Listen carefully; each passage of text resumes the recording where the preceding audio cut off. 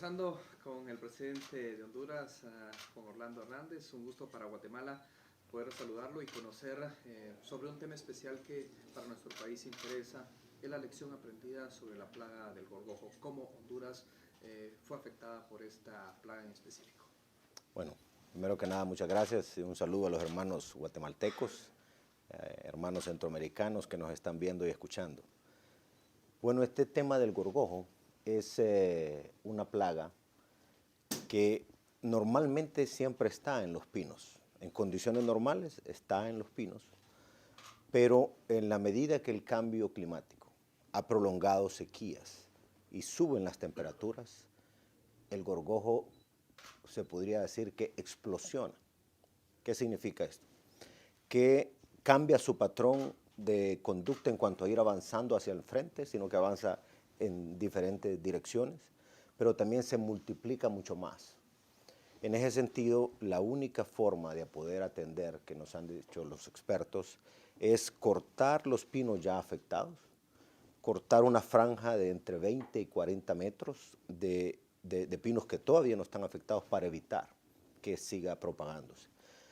Pero el problema es que vuela y va con las corrientes del viento. Y normalmente usted lo va a identificar en las colinas más altas de ciertas regiones del país.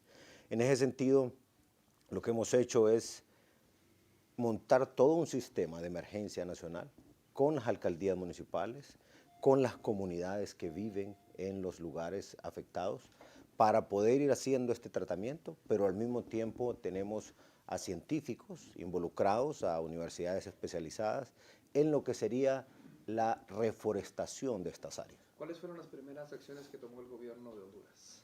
Primero, cortar. Lamentablemente duele mucho, pero no nos quedó otra opción más que seguir lo que los científicos dijeron, los técnicos dijeron. Cortar, repito, planificar cómo se va a extraer esta madera para que en época de verano no vaya a generar incendios, sea materia para generar incendios, pero al mismo tiempo vamos en paralelo con un gran sistema de viveros. Viveros que en muchas ocasiones van a obedecer a criterios como de especies de pino o de otros árboles que no sean afectados por plagas que genera el cambio climático. De tal manera que nos abocamos a una masificación de plantaciones de arbolitos y desde luego también a plantar semillas directamente en las áreas afectadas. ¿Qué tan importante es que la sociedad que habita en estos lugares tenga conciencia de esta plaga, en específico la plaga del gorgojo? Es fundamental. Es fundamental porque muchas veces lo que ha ocurrido en Latinoamérica, es que las comunidades, como se benefician de la madera que pudiera ser afectada y creen que va a estar en una condición como normalmente ellos han visto la afectación, o sea que no son temas mayores, pero en la medida que ahora tenemos 3 años de sequía, altas temperaturas, repito, el gorgojo explosiona, se multiplica de manera casi exponencial. Y ahí es cuando la comunidad no prevé que eso va a ser de grandes dimensiones y que va a tener consecuencias, como por ejemplo reducir la producción de agua en las tomas de agua, en las microcuencas. Luego también eso tiene una consecuencia en la época ya de lluvia, que la lluvia torrencial fuerte, al no existir esa capa vegetal, entonces lava, erosiona. Y toda esa erosión puede irse acumulando de tal manera que pudiera producir muchos desastres ya río abajo, como decimos nosotros. Luego de la implementación de esta tala de los árboles, ¿qué resultados ustedes tuvieron en este país? En primer lugar, Honduras nunca había tenido una afectación de tal magnitud, excepto el siglo pasado, allá entre los años 50 y 60, que se vio una afectación casi similar a la de hoy, por el orden de un poco más de las 600.000 hectáreas de pino.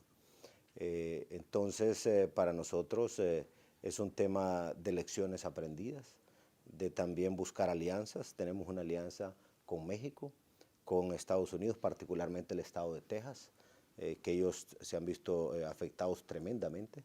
Y estamos convocando a la comunidad científica para poder encontrar los controles biológicos que puedan ir generando ese balance que antes existía en pequeña escala, pero que ahora tenemos que desarrollar en gran escala. ¿Qué recomendaciones podría darle al gobierno de Guatemala, que de hecho está tomando ya acciones en contra de la plaga del gorgojo? Bueno, con el presidente Morales, desde la primera vez que lo conocí, le conversé sobre este tema. Lo miré sumamente interesado. Cada vez que nos encontramos hablamos al respecto.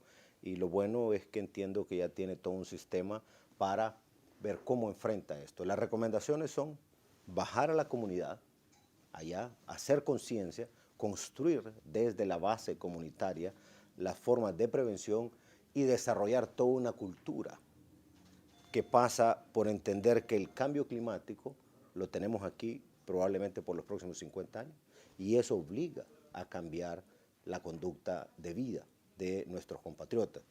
En ese sentido, el día de ayer coincidimos que el 11 de marzo vamos a tener una reunión de todo el sistema centroamericano y de República Dominicana para atender precisamente las consecuencias que nos trae el cambio climático en cuanto a gorgojo, en cuanto a Zika, en cuanto a chikungunya, en cuanto a sequía, y poder construir un gran plan maestro de manejo del tema del cambio climático para sacar oportunidades.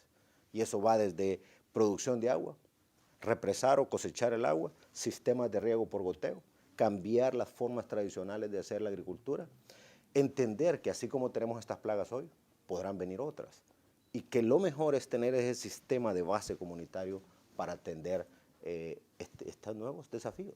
¿Será Honduras un aliado estratégico para Guatemala, sobre todo por el tema fronterizo? Sin duda. Hemos venido trabajando en la frontera con Guatemala. Ustedes saben que para nosotros, del lado hondureño, lo que representó esa frontera hace unos 15, 20 años, desde ahí manejaban los carteles del narcotráfico, muchas bandas que le hicieron tremendo daño al país en general.